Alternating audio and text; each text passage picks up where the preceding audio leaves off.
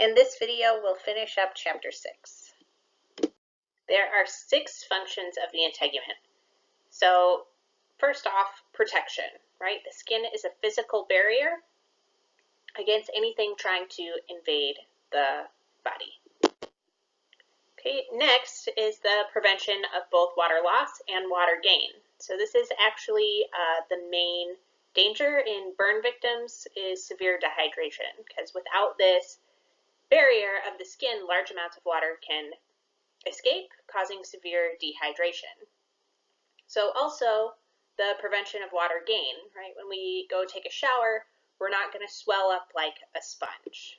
Okay, the next function is immune function. So remember last week we talked about the Langerhans cells, or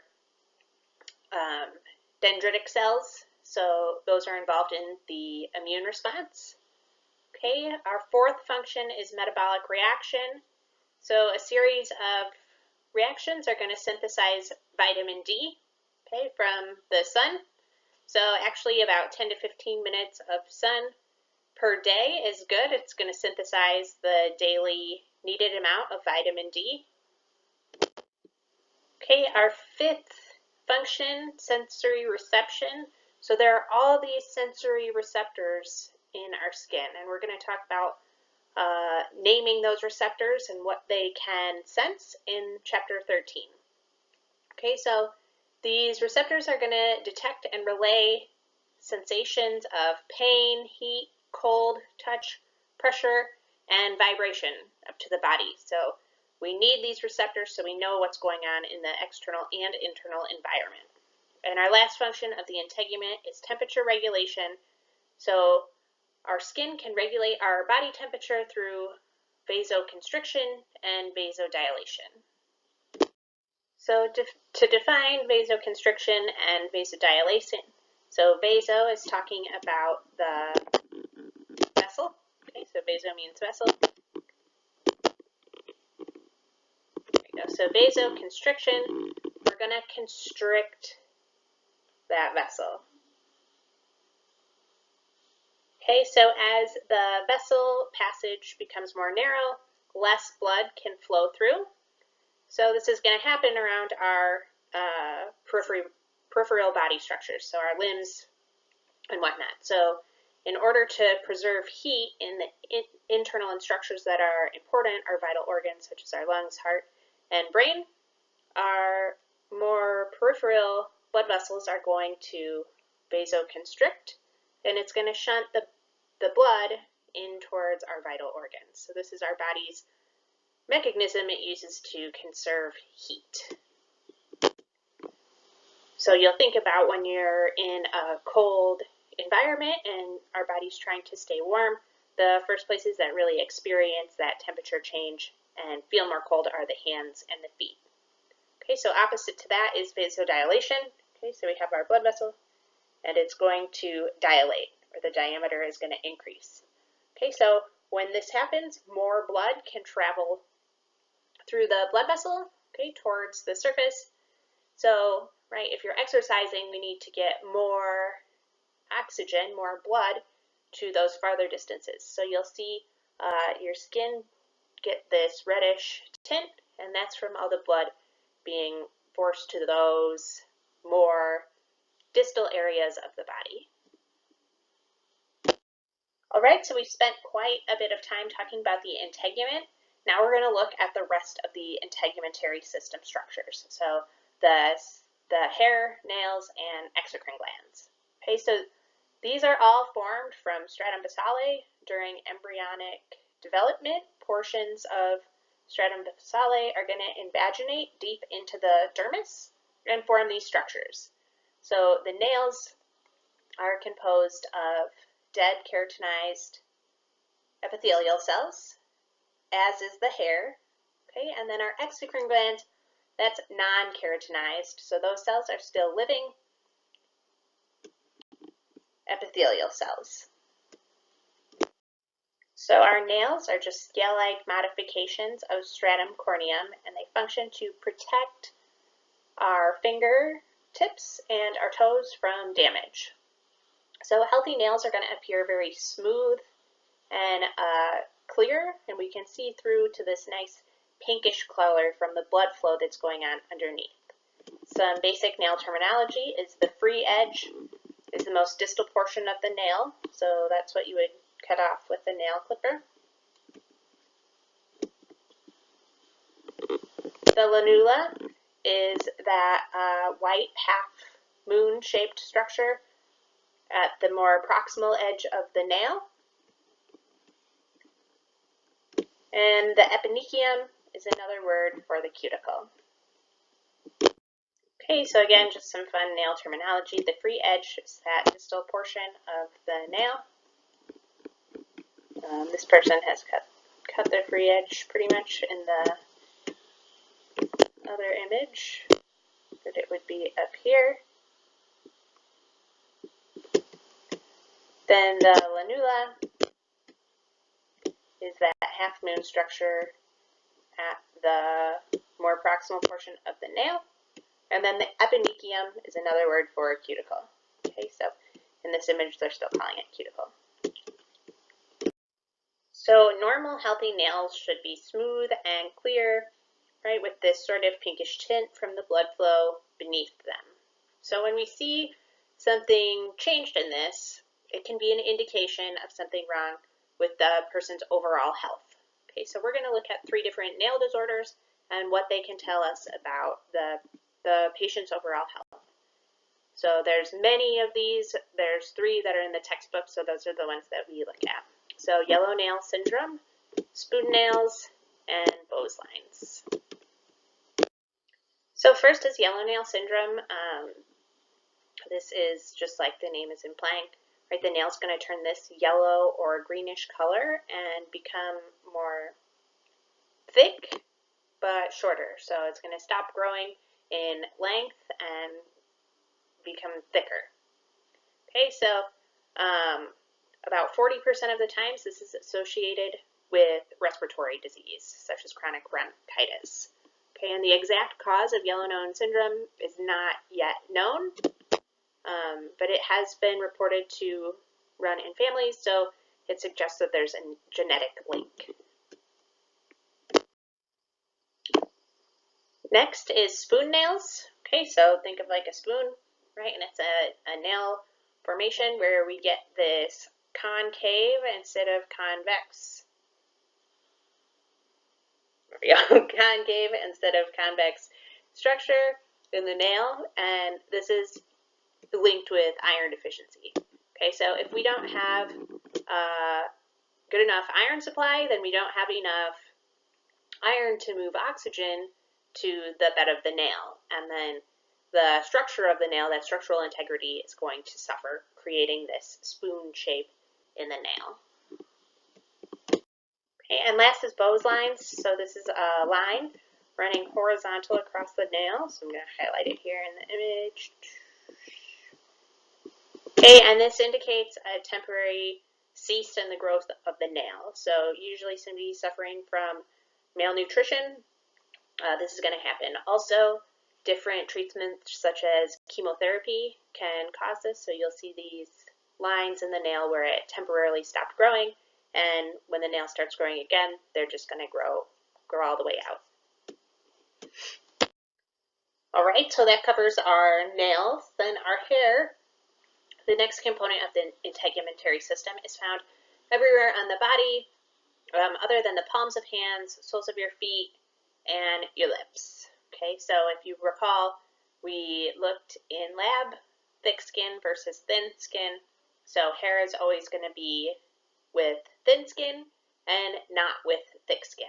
Thick skin is found on the palms of your hands, the soles of your feet, and on your lips. So our hair has 4 functions. Okay, so protection, again, it's protecting the skin, okay, particularly from the sun, okay, ultraviolet lights. You might not really notice this, but if you were to shave your head, right, that area is going to be really, really sensitive to sun exposure because it's never seen the sun before, because this hair is up there protecting it. Okay, again, another function is heat retention. Okay, so right, if you have a shaved head, you're usually going to be wearing a hat because this hair helps us hold in the heat. So sensory reception, there's receptors that are attached to the root of the hair and can detect when that hair is moving. And then lastly is visual identification. So it helps us to identify somebody's age, the sex, and the species of what we're looking at. Our last component of the integumentary system are exocrine glands. So we have two types, sudoriferous glands or sweat glands and sebaceous glands. So these these glands are different in what they secrete, and they're also different in how they secrete their glands. So we're going to look at merocrine, apocrine, and holocrine glands. Our two types of sweat glands are merocrine and apocrine. So starting with the characteristics of a merocrine gland. So these are the most common sweat glands. Okay, and the secretion is going to come right up to the surface of the skin through a duct and out through a sweat pore. Okay. These glands are secreting mostly water, so 99% water, and then 1% electrolytes or ions, metabolites, and waste. Okay, so these glands function mostly in thermoregulation. Right? If we're too hot, then we're gonna start sweating to cool off our body temperature. The other type of sweat gland is an apocrine sweat gland. Okay, so these are found releasing secretions onto hair follicles in the region of the armpit, the pubic region, and the anal region. Okay, so these secrete not just water, but also proteins and lipids that are going to be metabolized by bacteria, and that's where we get this odor from. So the secretion is very cloudy looking, and how it's secreted is also different. The apical portion of the cell is going to be released, and so the secretions are much larger than they are in the secretions of a merocrine gland. Okay, and this is sort of a silly way to remember it, but so these apocrine sweat glands are going to produce an odor. So we can say that, oh boy, our drawing should be interesting here.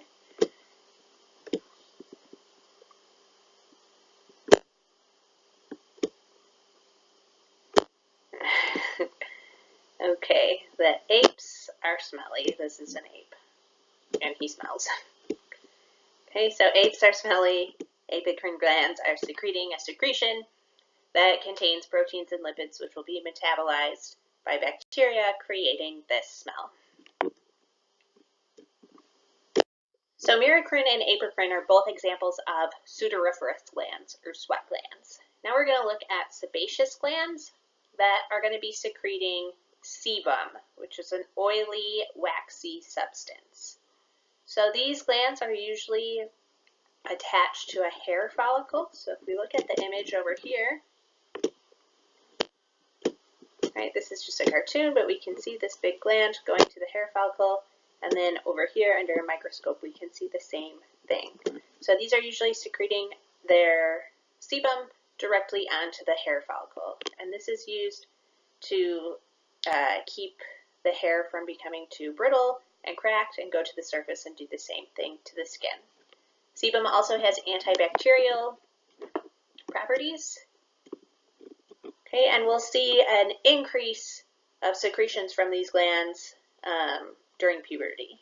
Okay, right, your hair starts getting oily because these glands are more active.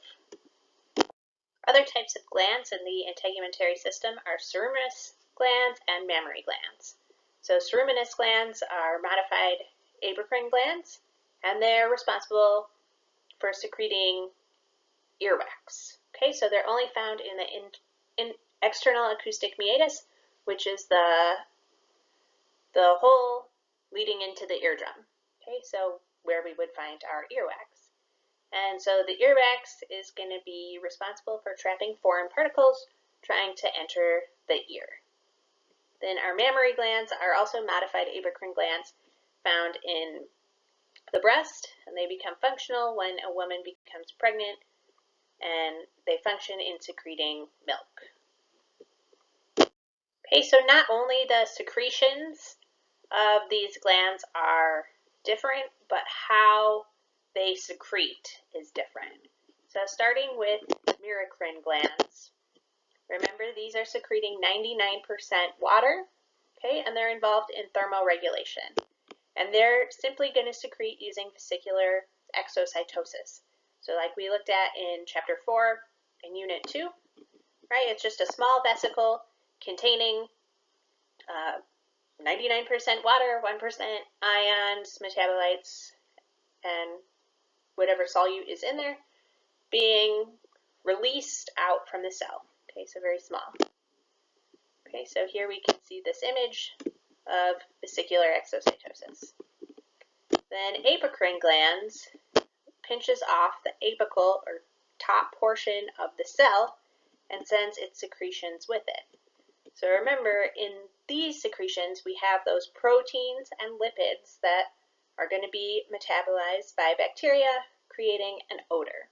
Okay, so we can see this larger secretion, the portion, the apical portion of the cell, being pinched off and secreted. Okay, so apocrine, apical, right? Trick to remember. And then holocrine, okay, so these are our sebaceous glands secreting sebum.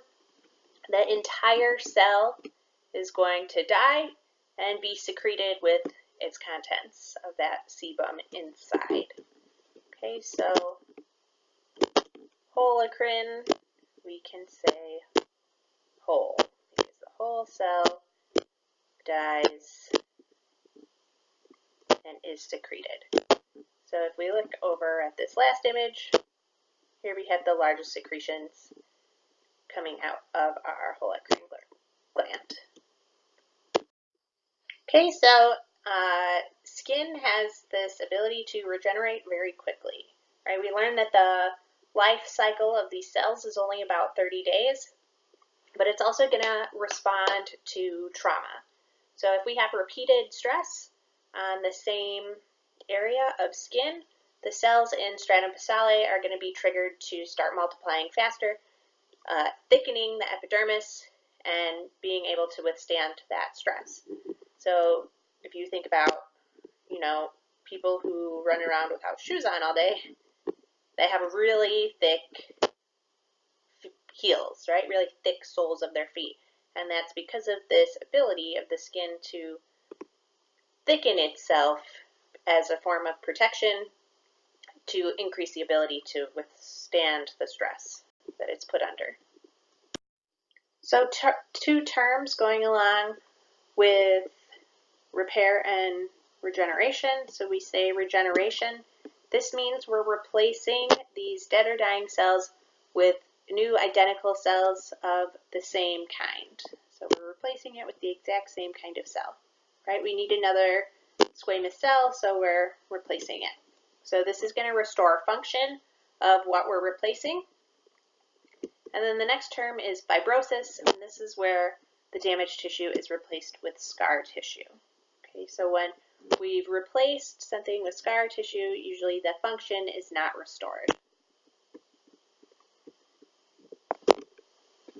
Okay, so a clinical view of the integument that we can look at is psoriasis, which is an autoimmune disease where the keratinocytes are attacked by T lymphocytes, which are one of our immune cells that we learn about in Unit 4.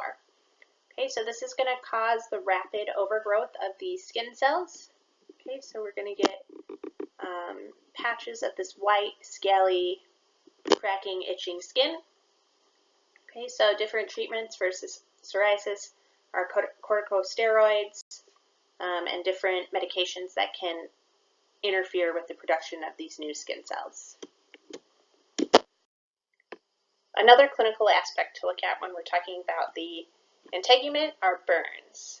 So the most immediate threat to a burn is dehydration or fluid loss. So remember, one of the functions of the integument is to retain our water, our hydration. Then our secondary threats after dehydration are infection and fibrosis. So we can classify burns into first, second, and third degree based off of what layers of integument are affected. Okay, so first degree burns are only going to affect the epidermis. So we're going to experience some redness, pain, and maybe some slight edema. Then in a secondary burn, we've burned through the epidermis and parts of the dermis. Okay, so here we're going to have the formation of blisters. And then third degree burns, we're affecting all three, or both the layers of the integument and the hypodermis. So the epidermis, dermis, and subcutaneous layer or hypodermis are all affected. Okay, so here's where dehydration becomes the biggest concern. Okay, so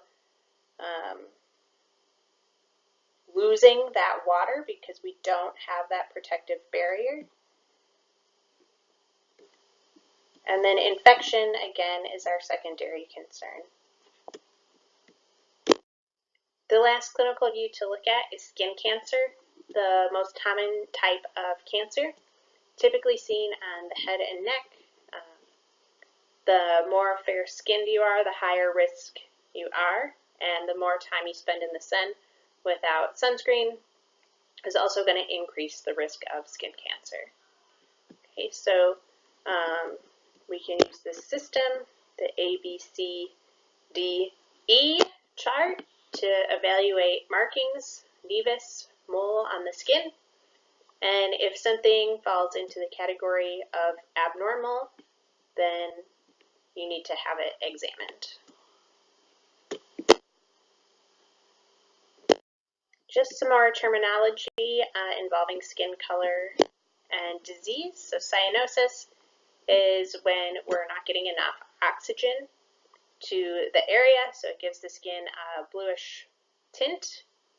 Okay, a bruise. So probably everyone has had a bruise before. It's blue or black, purple coloring from ruptured blood vessels. Okay, albinism we talked about, genetic condition where we can no longer produce the pigment melanin. Okay, so we're very white with pink iris. And lastly is jaundice, which is the yellowing of skin due to alcohol abuse, liver infection, liver cancer, cirrhosis, or gallstones. And lastly, our skin color can change due to emotional stimulus, so perhaps we're embarrassed. So arrhythmia is redness, okay, we get like when we're blushing, and then pallor or blanching is paleness due to fear or anger.